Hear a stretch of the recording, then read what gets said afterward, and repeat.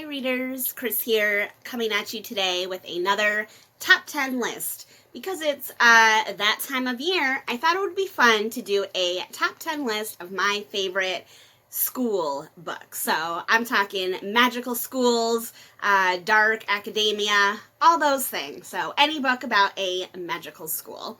As usual, of course, there's so many books in this genre. I mean, dark academia is its whole other genre. Unfortunately, I have not read enough of those books yet to do my own top 10 list for that. So these are just based on the books that I've read, and I'm not saying that any of these are the best. They're just my personal favorites. I'd love to hear your personal favorites too, so I hope you stick around.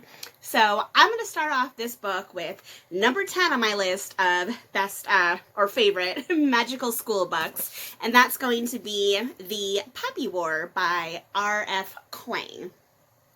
Now, if you've read The Poppy War, not all of this book takes place at a school. Only about the first half does. And I know that there is one of you in particular who doesn't actually like that part of the book. But I do, because the school in this book is not really your typical magical school, because anyone can go to this school, and no one really knows that it has this other side to it. It's actually a military school, like for soldiers. So you learn, fighting and strategy and all that type of stuff. But there is this part of the school and this one professor who teaches what they call lore. And our main character in this book, Rin, she wants to learn lore because she wants to learn how to become a shaman and tap into this magical type energy. So again, the reason this is lower down on my list is because the whole story does not take place at the school. But I really love the school parts of this book. I really love what Rin has to go through to learn lore. I like that she's one of the only ones who sees the value in learning this skill. So that is why this book is number 10 on my list. Number 9 on my list is going to be The Name of the Wind by Patrick Rothfuss. And again, this is another book where not all of the plot takes place at a school. In this particular book, as opposed to The Poppy War, it's actually the second half of this book that takes place at a school. So we have our main character, whose name I know I'm going to pronounce wrong. People have told me how to say it, but Kavoth or Kavothi, however you want to say it, or however it sounds in your head, that's fine with me. So Kavoth is a young boy. He goes through a lot in the first half of the book. I don't want to give away a whole bunch of spoilers, but his ultimate goal is to reach this university where he can learn how to do magic, which in this world, what they call it is symmetry. And it is this very complex magical system that is actually really, really cool and really unique. That's one of the things that I love about this book, is their magic system, because it's super cool. It's all about how different things relate to each other and symmetry, like I said. So I love the parts where he is at the school. Because he's a young boy and he doesn't have any money, he really struggles to make tuition, to try and, do well in his classes, also try to, get a job and earn money. It's really, really cool to see what he goes through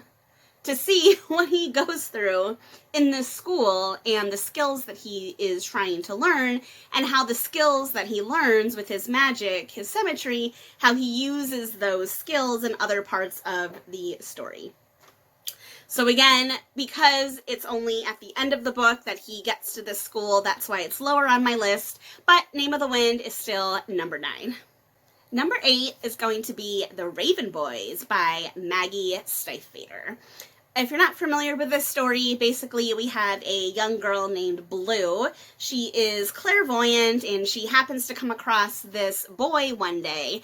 And this boy goes to a school, this very prestigious prep school basically, and the boys that go to the school are known as the Raven Boys. So our main character obviously does not go to this school, but the boys in this book and all the settings that take place at the school, I really, really love. Now, it's been a really long time since I've read this book. like a long time, 10 years. So I don't remember it 100%, which is why I plan on going back and rereading it sometime soon, hopefully in the next year or two. But I do remember the school being a really fun setting for these boys, because it's not the setting, because our main character doesn't go to the school, that's why it's a little bit lower on my list, but it still counts. The Raven Boy Magic School, it still counts in my book, but that's why it's only number 8.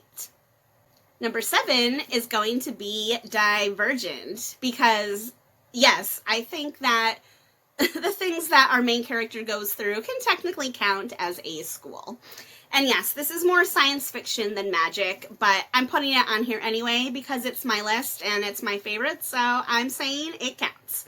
If you're not familiar with Divergent, we have a young girl named Triss, and she has to basically choose kind of what group she wants to belong to, and all these groups are based on different character traits. She ends up going with a group with a particular character trait, and then she has to go through a lot of training, a lot of classes, a lot of teaching to learn about what these type of people do. I'm intentionally being vague here just in case, someone hasn't read this yet, but basically, Triss it was a really hard choice for her to choose where she wanted to go. And I think that her choices and what she learns from the classes directly affects what happens through her throughout the rest of the series. So that's why Divergent is on my list, but again, a little bit lower on my list at number 7. Number 6, I have a middle grade fantasy book called The School of Good and Evil. Yes, this is a naked book because I don't know where the cover is anymore. Whoops.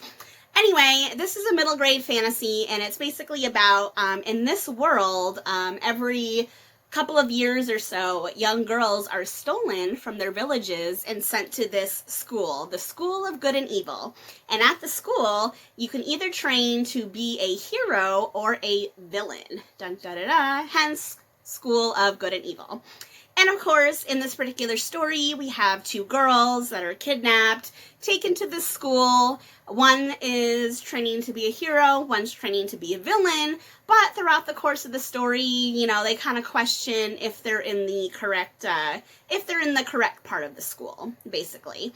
I think it's a really, really, really cute book. Again, it's been a while since I've read it, so maybe when I was younger, I liked it more. It's definitely for younger readers, so if you are someone that has younger readers in your household, this might be a good choice for them. But I think it's really, really cute that they have a school for villains as well as heroes. So the School of Good and Evil, this one is number 6 on my list. So now we're getting to all the good ones with number 5, which is going to be Tales from the Shadowhunter Academy. This is written by Cassandra Clare and a bunch of other authors. It's a collection of short stories, actually. But unlike a typical short story collection, the ones in here are actually in chronological order, and they follow our main character, Simon, throughout his time at the Shadowhunter Academy. Some of you may remember that this was on my list of my favorite books of the year so far when I made that video back over the summer, and I really like this book. I love the Shadowhunter Academy. I love the different classes that Simon takes, the different lectures he attends, and the different lessons that he learns, both from fellow teammates and from other people in the series. In case you're not aware, this takes place in the whole greater Shadowhunter world. So the Shadowhunter series, it's something that Cassandra Clare has written many, many books on so far. She's done The Mortal Instruments, The Infernal Devices, The Dark Artifices, and then there's the new one whose name I can't remember. So there is a lot of background and context that I would say you probably need before you can really appreciate the stories in this book. But to me, I really enjoyed it because I know all that context. I love all the characters in this story, and I really like Simon as our main character because Simon is someone who was raised in the mundane world. Like, he was just an average guy until he kind of got sucked into the sucked into the Shadowhunter world. So I really enjoyed this book, Tales from the Shadowhunter Academy. If you are a fan of Cassandra Clare in that world, I definitely recommend giving this one a try. So that is why this one is number 5. Number 4, another series I love from another author that I love, and that's going to be Etiquette and Espionage from Gail Carringer. Gail Carringer has a couple of series, and this one happens to be more of a YA series. And basically, the premise is you have young ladies who are taken out of their Victorian proper English homes and sent to this school, which is a dirigible, a flying blimp, and they are trained to be assassins. How cool is that? Like, first of all, so this is what you would call a steampunk type book. So we've got, the Victorian English setting with the corsets and the tea and crumpets, but then you also have a lot of technology here. For example, our main character gets a mechanical dog at some point. Really cute. Technically, there's not like technically the characters themselves are not doing magic, but there are magical elements to the story. For example, one of their professors is a vampire, one of their professors is a werewolf. So it touches on that stuff, which is why I'm including it in this list. And honestly, I just love this series. I think it's so cute. I love all the characters, from the students to the teachers to people that are kind of outside the school. And I just think a floating dirigible school is super cool. So that is why Etiquette and Espionage deserves to be on this list. Number 3, something you probably all know has to be on this list, and that's going to be The Magicians by Lev Grossman. This is basically an adult version of Harry Potter, but it's kind of like Harry Potter / Chronicles of Narnia. So if you're not familiar, The Magicians is about older students, so we're talking like college-age students, who get into a university called Brakebills. And Brakebills is actually a university specifically for magicians. So there are classes for all different types of magic. Teleportation, light magic, light bending, water, physical magic. Whatever it is, there's a class in here for it. It's a really cool story. It definitely has some more adult themes to it. So, these are college-age kids, so they do things like they drink, they have sex, there's violence in here. It is definitely an adult story, but I think it's really fun. I have not read the rest of the series yet. That's something that I still have to do. I know, there's so many books to read and not enough time, but I really love The Magicians. I thought it was a lot of fun and quite disturbing at times, especially at the end with what happens with the villain. But if you're looking for an adult fantasy about a school, I would recommend giving The Magicians a try. Number 2, my second favorite magical school book is going to be none other than the Harry Potter series, of course. I had to mention this because it's kind of like the OG of magical school books, and this particular one is the Goblet of Fire, which is the 4th book in the series. And the reason that I picked this specific one to show in this video is because there's not 1, not 2, but 3 different magical schools that are actually featured in this book. If for some reason you haven't read the Harry Potter series, in this 4th book, The Goblet of Fire, there is a big tournament at Hogwarts. It's called the Triwizard Tournament. And for that tournament, they have people that come from all different schools from all around the world to compete. So there is a German magic school, so they have students from there that come in, and then there's a French magic school, and they have some students from there that come in. So that is why I picked this book to show for the magical school series, but it's not number 1 because I wanted to pick a different series for number 1 that wasn't Harry Potter, but it is number 2, so that is my pick for number 2. And that brings me to number 1. My number 1 most favorite book about magical schools is going to be A Great and Terrible Beauty, also known as the Gemma Doyle trilogy by Libba Bray. I wanted to put this as number 1 because I feel like this book in this series is something that is not talked about enough on YouTube, Instagram, whatever. But I know there's definitely people out there that absolutely love this book and love this series. And it made me fall in love with Libba Bray, and I've loved all of her books since then. But basically the setup for this book is that it takes place in, like, again, Victorian era England. We have a young girl who is sent to a boarding school. And while at this boarding school, she discovers that this school has a lot of secrets. So again, the school itself is not, it's a normal boarding school. Like, they're not teaching magic there. They're just, teaching normal stuff. How to be a lady, how to, walk proper, how to drink tea and sew and do all those things so that you can become a good wife, basically.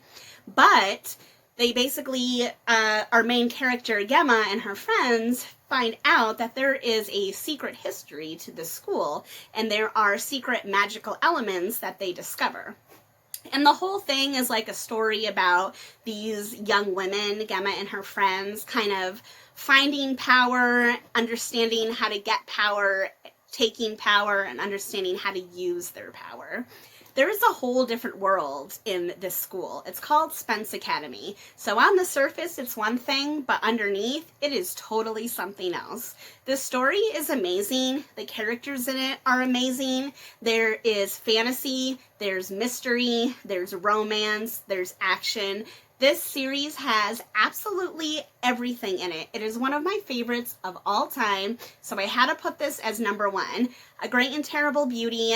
The cover doesn't look like much, but I'm telling you, inside this pages is a magical world just waiting to be discovered. So that is why this is number one. So there you have it. Those are my top 10 picks for magical school books for this year, 2021.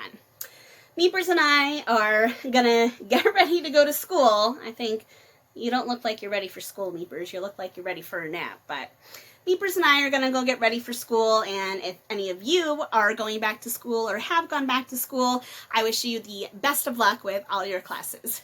If you like this video, please give it a thumbs up. If you're not already, please subscribe to my channel and comment below and let me know what is your favorite book about magical schools. Bye, everyone. Oh, such a pretty girl. Oh, such a pretty girl. Oh, thank you, Meeps. That's so nice. Mwah.